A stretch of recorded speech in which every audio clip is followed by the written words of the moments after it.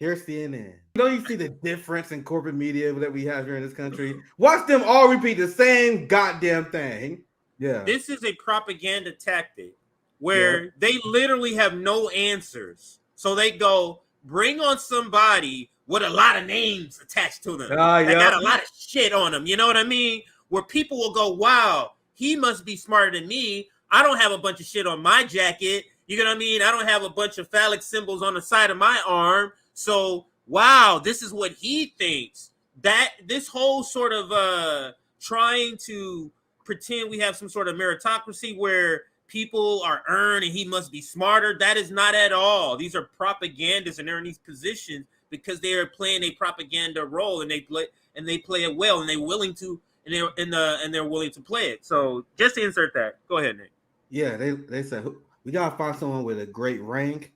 We gotta find someone with a great degree to come on and spread some unhinged conspiracy theories. They know I'm too dumb. They won't believe me if I say we need to bring someone that sounds official looking. Right? Yeah, you couldn't bring on no senator or nothing like that. You gotta bring on a general, a colonel, an admiral, like a name like that, and they'll trust it. To fly all the way across the country and hit the Kremlin. And the border is some 300 miles away, so you have to imagine, could they have seen it on radar? Let's get answers to that and much more with CNN military analyst Colonel Cedric Leighton. Colonel Leighton, before we get into that detail about the distance the drone may have flown, let's take a look at this video we've been watching over and over again. With your expert eyes, what do you see as the drone expert eyes? Yeah, right there, Boris. What you're looking at is a direct hit. So the anti-aircraft weaponry that the Kremlin has deployed around it for protection purposes, was clearly engaged. And it seemed, to my eyes, it seems as if they knew exactly what they were shooting at and when that target would be arriving in their area. What is he applying there, guys? He like, man, isn't it kind of weird how their weapon defense works so well? Isn't it weird? Isn't it weird? Over the most protected square, like in Russia, like that's weird. This guy is saying because the defense system worked. He's like, man, it's kind of weird that they knew it was coming, right?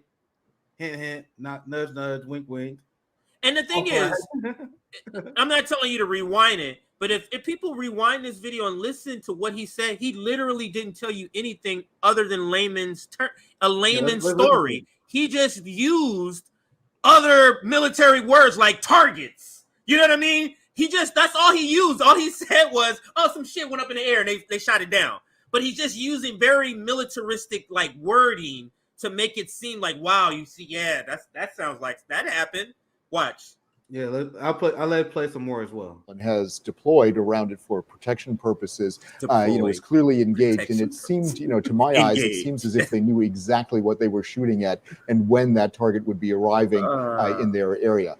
Another thing that's interesting, there are two people apparently climbing this dome, and I also wanted to point out there is a large stage and seating here. It's in anticipation of May 9th, Victory Day, a big symbolic day for Russia. Perhaps a day that Ukraine might have wanted to target. Well, that's possible because, as you said, Boris, May 9th is a really big holiday from a military perspective in Russia. This is where they show a lot of their weaponry, have done so historically ever since the end of World War II. And you see the 9 May signage here, the Russian flag and the sands. All of this is getting ready for a major military parade. And so from a symbolic perspective, it would make sense for somebody to attack something like this, but it also would be a perfect place. I must point something. This is what they always do. This terrorist attack happened on Russia, and they're like, man, isn't it a coincidence that this happened near Victory Day? Now, if another terrorist attack happened, they're like, man, what are the chances this terrorist attack happened near Putin's birthday? That's almost a symbolic Russian tactic. Man, it's kind of weird how this terrorist attack happened near Russian Independence Day. It's almost like Russia's lying about it. They pick any day, and they say, well, man, this is the anniversary of when Nazis invaded Russia. So, of course, they pick this day. They always do it. Like, as someone who's seen this propaganda over and over and over. And when you guys notice, when you see a lot of it, you notice these patterns where they pull something random out of nowhere, and then they use that to tie and make a conspiracy theory to delegitimize and make their point. So what are they projecting? Yeah. Are they projecting because that's what they do? Because a lot of people say that about what, Nick? 9/11. Yeah. Funny how this was allowed to happen on September 11th. That is a number, 9/11, that's meant in the United States that can, the understanding. But anyway, to that point that he's trying to make here. And they do that to feed off their massively uninformed audience. So it sounds like you're saying something super insightful, but you just spread a conspiracy theory.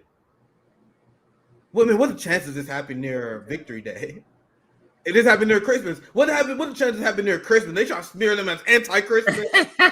No matter what day it is, they will find something. This happened 2 weeks after Zelensky's birthday. You tell me he did this after his birthday? Anyway, let's continue.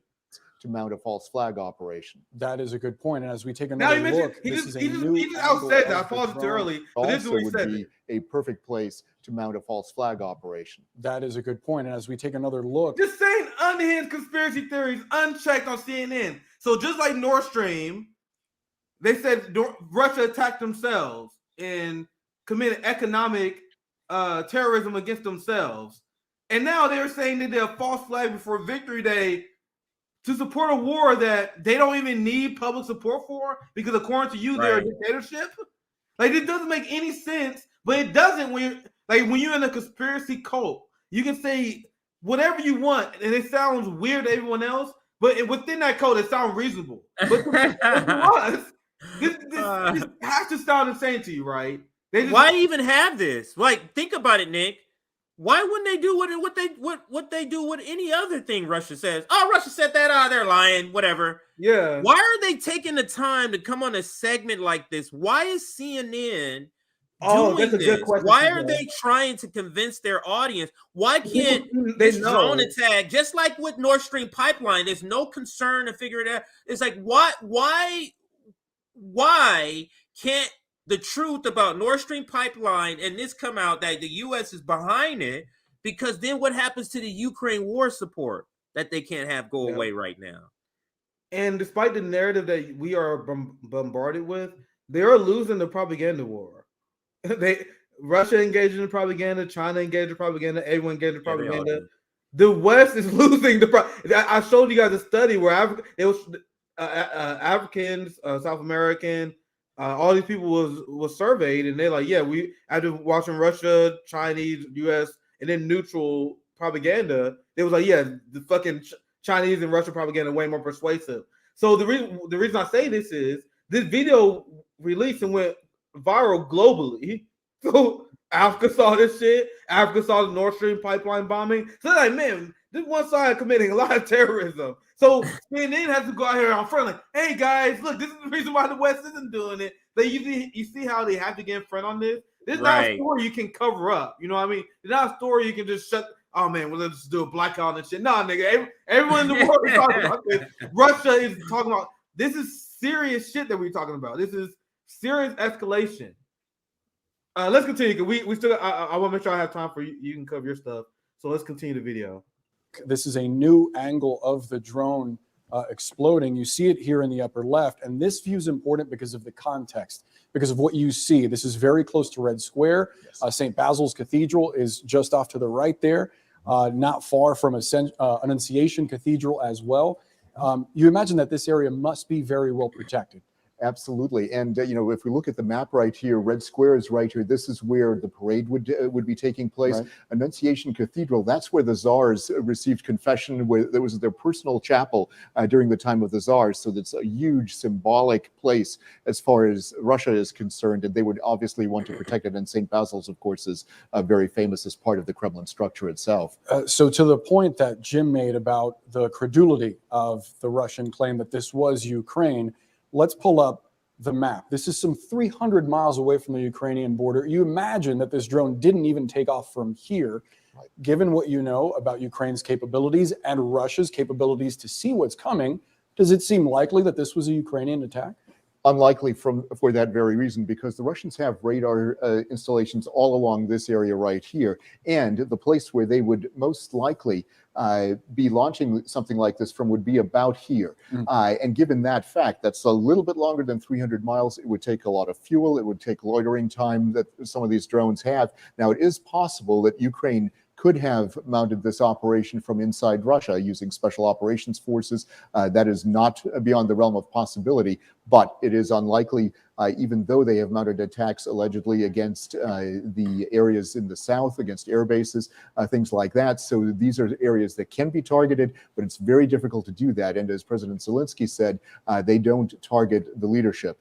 Russia does. Russia will use this as an excuse to probably do something like that, but it is highly unlikely that it came from Ukraine. And as far as so, I'm gonna tell you guys what's least likely.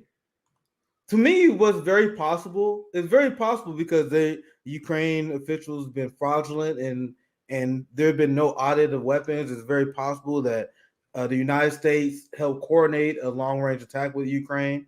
It's also very possible, like they said, where you have people in Ukraine that's working on the inside, they got closer and then set up a closer proximity attack.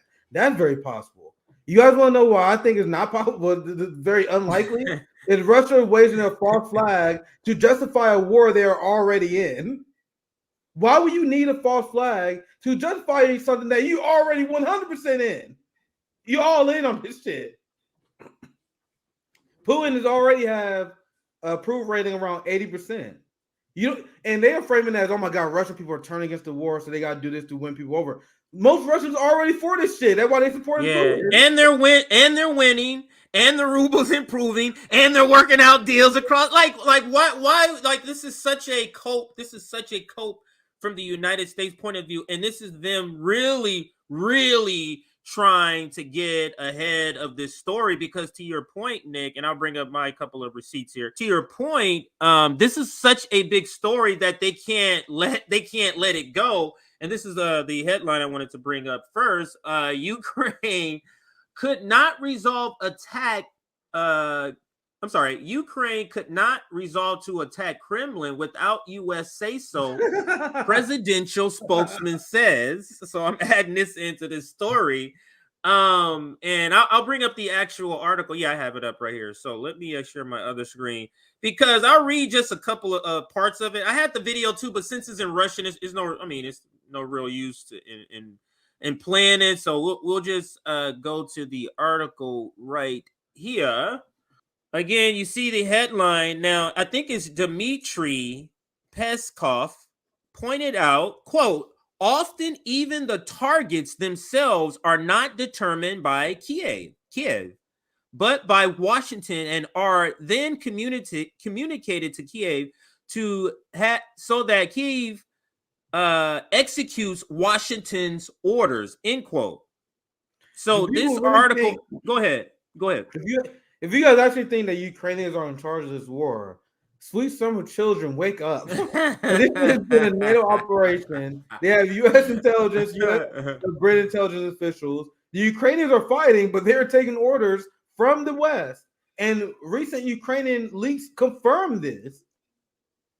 So that's why I said I think it's more likely. There's two things that's likely. They have Ukrainian terrorists that infiltrated Russia. This is stuff that Zelensky has called for, who set up an attack on Russia, or the United States helped coordinate this attack with Ukraine, because Ukraine has been demanding more long-range capabilities.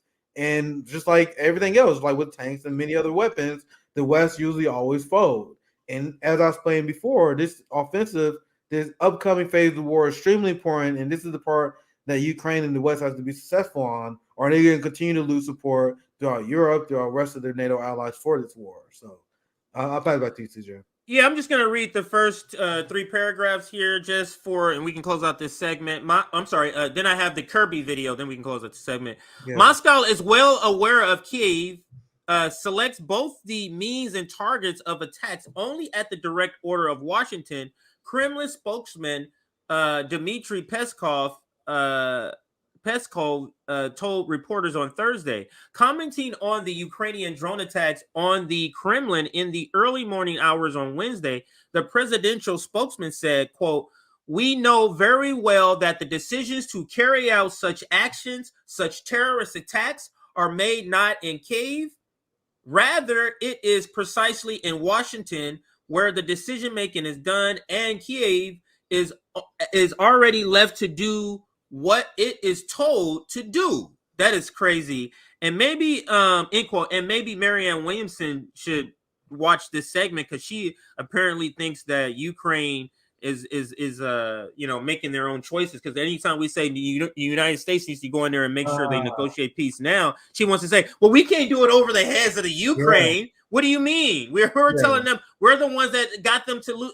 What is it? RFK said like something like 300,000 Ukrainians have died in this war. Crazy. Just crazy. So let me continue with the next couple of paragraphs. The Kremlin spokesman pointed out that, quote, often even the targets themselves are not determined by Kiev, but by Washington and are then communicated to Kiev so that Kiev executes Washington's orders. Another quote here. And not on every occasion is Kiev even given the right to select the means. This too is often dictated from across the ocean. We are all aware of this, end quote, the spokesman said. And then just to clarify, I'll read this because they did clarify here. In response to a request for clarification, he confirmed that Moscow contends that Washington was involved in the incident. They didn't back down. Can you clarify, please? And I was like, okay. Yeah, it was Washington. Well, go ahead if you wanted to chime in. Go ahead. Oh, go ahead. You good. Go ahead. Yeah, quote, absolutely, Peskov said, quote, such decisions to determining targets, determining means, and so on, this is all dictated to Kyiv by Washington, he reiterated, which is just remarkable here. I guess I can end with this part. Commenting on U.S. Secretary of State Anthony Blinken's remark that the Kremlin's information should have been divided into two. Peskov noted, quote, to divide it all by two or not to divide it up to you, but in Washington, they should clearly understand that we are aware of that.